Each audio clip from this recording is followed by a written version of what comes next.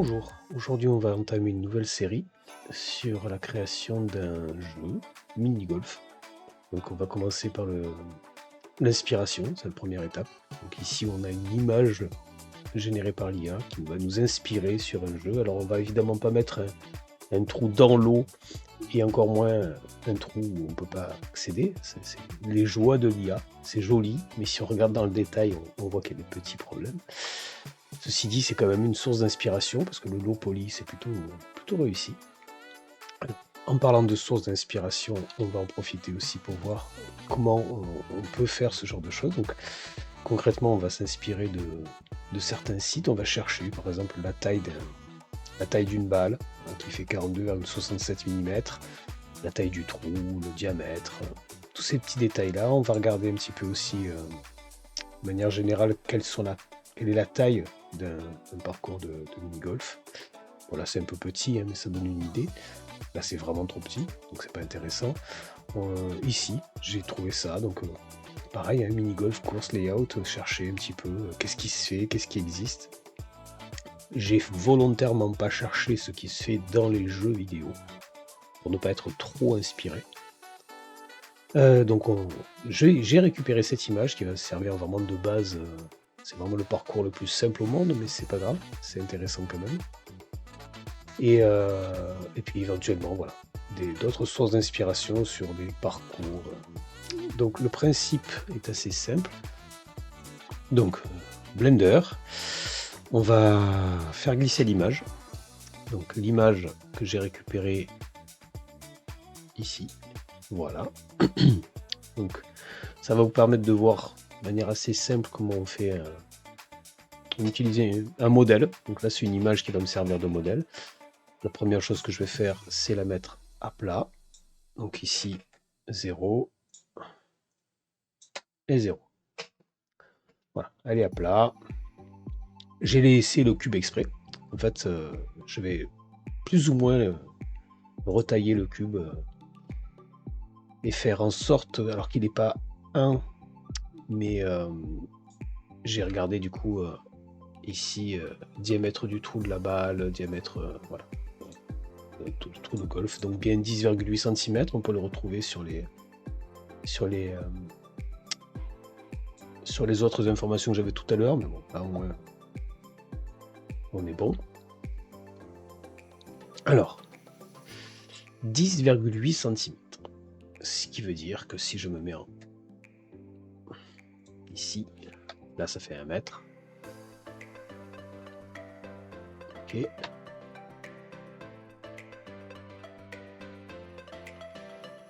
Alors en Z, on peut rester sur 1, ce qui est gênant. Alors on s'approche. Ce qui veut dire que j'ai ici approximativement la taille du trou. On voit que c'est quasiment la bonne taille. Alors on va, bon, il est un peu petit hein, le terrain là. On va prendre notre empty, scale 2, scale 2. On reprend notre cube G, on le déplace, on voit que c'est à peu près ça. Donc on n'est pas trop mal. On va bien entendu rester sur cette taille approximative et on va donc dessiner notre niveau avec une méthode un petit peu différente. Alors si vous voulez voir ce que ça donne à taille humaine, mesh, cube, il faut se méfier ici, on est bien en size 1 sur 1, 1 mètre. Voilà. Parce qu'en fait, je m'étais fait un peu avoir pendant un moment parce que je pensais que ça faisait 1 mètre, mais en fait il fait 2 par défaut. Donc voilà. On a à peu près la taille, on voit à peu près la taille que ça va avoir, ça correspond à ce que je voulais. Donc j'ai fait aussi une petite recherche, on l'a vu tout à l'heure, sur le diamètre d'une balle de golf, hein, donc diamètre balle de golf, voilà, hop. Donc c'est 4,27 cm. 4,27 cm, ce qui veut dire que si je fais ici mesh et on va mettre un icosphère, donc subdivision peu importe, donc là c'est 4,27 cm. Je la déplace, je la mets ici. Voilà, on voit que la balle de golf est à peu près la bonne taille, hein, donc on n'est pas trop mal. Voilà. Donc c'est ça vaut ce que ça vaut ces calculs, mais ça me permet d'avoir pas perdre de temps sur certains détails. Voilà, donc on est bon. Je vire mon icosphère pour l'instant. On va donc créer ce niveau. Alors c'est parti avec la méthode des vertices. Donc on va créer. Alors avant de faire tout ça, je vais afficher mes touches. Ouais, ça marche pas. Je n'étais pas sûr que ce soit actif. On va faire donc un new et on va créer cette fois un plane et pas un cube.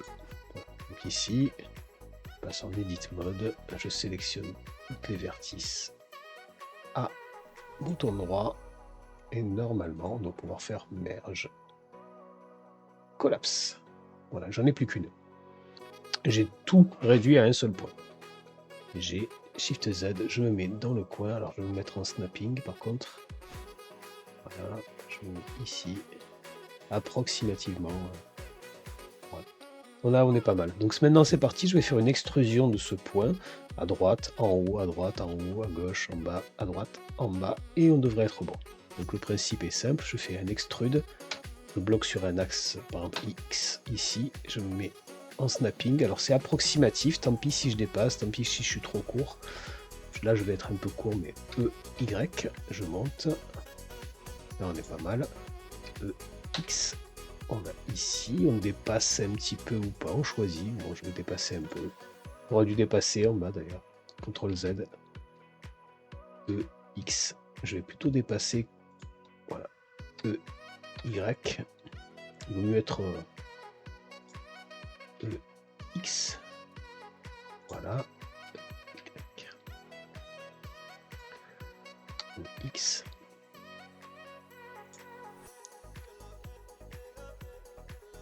Ouais. C'est approximatif, hein, c'est pas... Et on descend et hop. Sélection globale, bouton droit, merge, by distance. Et il m'en a bien enlevé une. Alors après il y a la précision ici, j'étais pile dessus avec le snapping, mais n'hésitez pas à monter la précision, enfin, augmenter la merge distance pour pouvoir les choper si elles ne sont pas exactement au même endroit ici. Voilà. Donc j'ai bien 1, 2, 3, 4, 5, 6, 7, 8 vertices. Je les sélectionne toutes et je fais F pour fill. Ça remplit une face avec toutes ces vertices. Maintenant le principe il va être assez simple. Je vais extruder ces faces pour créer un volume, creuser à l'intérieur. On se met comme ça on voit à peu près E, en seulement en Z. En Z, j'ai dit merci. Le snapping ça donne à peu près ça, donc pas terrible, hein. Donc on va le faire à la main, donc on voit à peu près la hauteur qu'on désire. On va cliquer ici, c'est bon. Je me remets en vue intérieure, I comme alors je me mets en vue, enfin, I comme inset. Je fais un inset approximatif, hein, je peux voir que c'est 0,05 mètres en haut. On pourrait le saisir d'ailleurs, 0,05 pour que ce soit exactement 5 cm. Ok. Maintenant je fais un E, extrude sur. Voilà, je me mets pas en dessous de la face, mais bien légèrement au-dessus. Clic. On est pas mal. Je vais peut-être extrude extrude de la face en dessous. On va voir ce que ça donne. J'ai pas envie de... Comme on va faire un trou, j'anticipe éventuellement un problème. Je vais peut-être créer un problème d'ailleurs. Donc là on est pas mal, on a la forme. On va se remettre en vue de dessus. Si je cache mon plane, j'arrive à voir à peu près où il fallait que je crée. Donc je vais faire Shift bouton droit ici. Je mets mon curseur ici. Du coup, je peux réafficher mon plane et créer un cylindre. On va créer un cylindre à cet endroit et faire le trou. Donc Shift A, on va créer un mesh. Alors, faut se méfier. Là, je me suis failli me faire avoir. Je suis en edit mode. Si je crée un mesh en edit mode, je vais créer un mesh à l'intérieur de mon autre mesh. Moi, c'est pas ce que je veux faire. Je repasse en object mode. Shift A. Je vérifie. Ouais. J'allais tellement parfaitement au-dessus que Shift A. Mesh. Cylinder. Donc, il me l'a bien mis au bon endroit. Le scale ne va pas. Donc, c'est 10,8 cm le trou. Donc, le radius, le diamètre, c'est radius 5,4 cm. Ok, il veut 5,4 cm. Voilà. Et en profondeur, j'en ai aucune idée, mais on va mettre 5 cm. Voilà. Je l'avais tout à l'heure l'information. Donc on va s'approcher, voir ce que ça donne. Voilà, on a notre cylindre qui est à l'intérieur. GZ. Hop, on le sort un peu. Tout petit peu. On vérifie qu'il ne dépasse pas en dessous. A priori, c'est bon. Et maintenant, on va sélectionner. Donc, je resélectionne mon décor. Je vais dans les modifieurs ici. Alors déjà, avant de faire ça, je vérifie bien. Oui, de toute façon, je l'avais fait correctement avec le plane. Donc, add modifier. Search. Là, c'est boolean. Je vais faire une opération. Il y a d'autres manières de le faire on pourrait créer des plans de coupe, etc. Mais moi, je trouve que c'est bien comme ça. Je sélectionne mon objet à supprimer.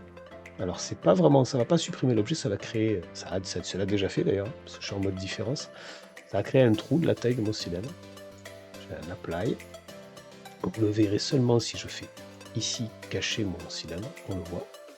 Il a fait un trou et il a fait ce que je voulais pas qu'il fasse, c'est-à-dire qu'il a créé un trou, à moins que ce soit dû à mon empty. Voilà, c'était dû à mon empty derrière. Il a créé un trou de 5 cm de profondeur. C'était peut-être pas assez. On va faire un CTRL Z. Avant de faire le modifieur, on va agrandir un petit peu lui. Donc Scale Z. On va l'agrandir un peu. Beaucoup, mais voilà. Cette fois, on peut faire ici. Apply. Et donc si je cache mon cylindre et mon empty pour pas me faire avoir, voilà, c'est déjà plus sympa. Donc le cylindre, je le supprime pas. Je le supprime pas parce que je vais en avoir besoin pour un autre truc. Je le resélectionne, Scale, Z. Je le fais en beaucoup plus petit cette fois. Voilà. GZ. Je le déplace un peu vers le bas, ici. Et ça va être mon trigger. Je vais m'en servir pour les collisions. Je vais aussi le réduire un peu en X. On peut le laisser comme ça en même temps. C'est pas très grave. Je vais le scaler quand même. Scale Shift Z cette fois. Et je vais descaler un tout petit peu. Je veux juste le scaler un tout petit peu. Il n'y aura pas de bug, d'incidence sur ça. Mais moi, visuellement, ça me permet de mieux le voir. Ok, donc ça, on va l'appeler Hold. Le plane ici, c'est course. La caméra, j'en ai pas besoin. Je la vire, je fais un peu de ménage. Light, on peut la virer aussi. Bon, on va la garder pour le rendu. Lui, on va le mettre d'une couleur différente. Ce sera un trigger en volume. Donc, on va devoir lui rajouter ici, dans ses Object Properties, Custom Properties, New. Alors, on l'avait fait sur une précédente vidéo sur le mode Exit, dans la vidéo que j'avais faite sur les portes. Donc là, je mets un integer. On va l'appeler Hold. Valeur 1, c'est très bien. On va lui mettre un shading new material. On va lui mettre une couleur très particulière. Voilà. Celle-là, c'est très bien. Ok. Voilà. En parlant, puisqu'on était dans les shadings, on va y retourner. On va sélectionner lui. New material. On va le mettre en vert. Voilà. On s'approche. On va mettre évidemment la bordure d'une autre couleur. Hein. Donc on aurait pu faire autrement. On va plutôt mettre en marron. C'est moche le marron. Voilà. Comme ça, c'est bien. Ok. Je vais créer un nouveau slot. Alors le matériel, on va plutôt l'appeler bordure. Voilà. Je crée un autre slot. Et un nouveau matériel. Lui, je vais l'appeler ground. On va l'appeler green. Et le green, on va donc déjà le mettre en vert. Vert un peu plus foncé quand même, c'est bien. Voilà. Et pour l'appliquer, ben on va passer en mode Edit Mode. On va sélectionner la face qui est ici et la face qui est là.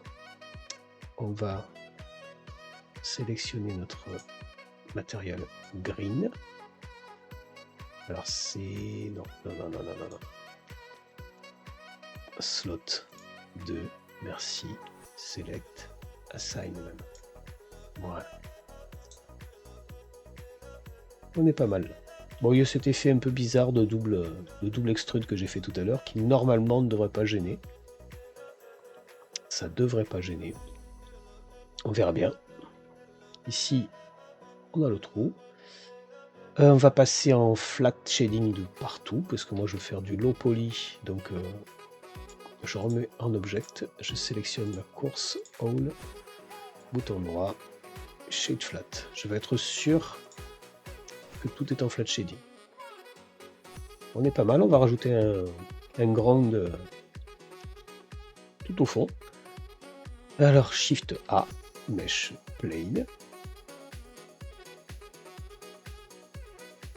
On va faire un plane. Ici, Scale 10. On recule un peu. Scale 4. On s'approche. On est... Alors du coup, la course. Ici, GZ. Voilà. Je l'ai un peu augmenté en hauteur. On est pas mal. Alors, hop. On aura peut-être des petits trucs à corriger, hein, mais on verra ça. Pour l'instant, on est pas mal. Je vérifie juste. Est-ce que j'ai un peu oublié? Ouais. J'ai un peu oublié le all. Donc, effectivement, on est pas mal. Plus ou moins. Donc, all ici. GZ. GZ, pardon. Hop. J'ai dit que je le mettais ici. C'est lui qui va servir de trigger pour détecter la collision. Donc, s'il est en dessous du mesh, ça va pas le faire du tout. Save. Alors, on se sauvegarde en course 1. J'avais fait un test sur ce truc-là. Hop, course 1. Voilà, c'est bien. On est pas mal. On va exporter ça. Et puis, ce sera bien. Alors, on va juste vérifier qu'on a bien les collisions sur la course. Dans les properties, ici. Custom, new, edit. Là, on est en integer aussi. La property, c'est collisions. Ça, c'est pareil, il va falloir le gérer dans notre code. Il nous manque encore un détail. On est pas mal, mais il manque encore un détail. On va cacher notre plane ici. Cacher notre course. On fait ici Shift-clic, bouton droit. Shift A. On va ajouter un petit qui sera notre point de départ. Alors on peut mettre une sphère parce que ça ressemble à la balle. Le cube c'est pareil, ça marche aussi. Scale. Alors la balle par contre on a dit qu'elle faisait...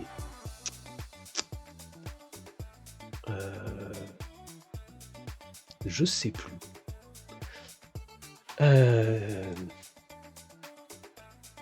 Diamètre d'une balle de golf. 4,27 cm. Empty. Alors il nous propose le radius 4,27 cm de virgule. Allez. Mètre, non. Centimètre. Voilà. c'est mieux. Ok, on est pas mal. Là, c'est...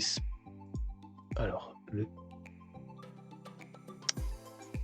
c'est celui-là. C'est Spawn P1.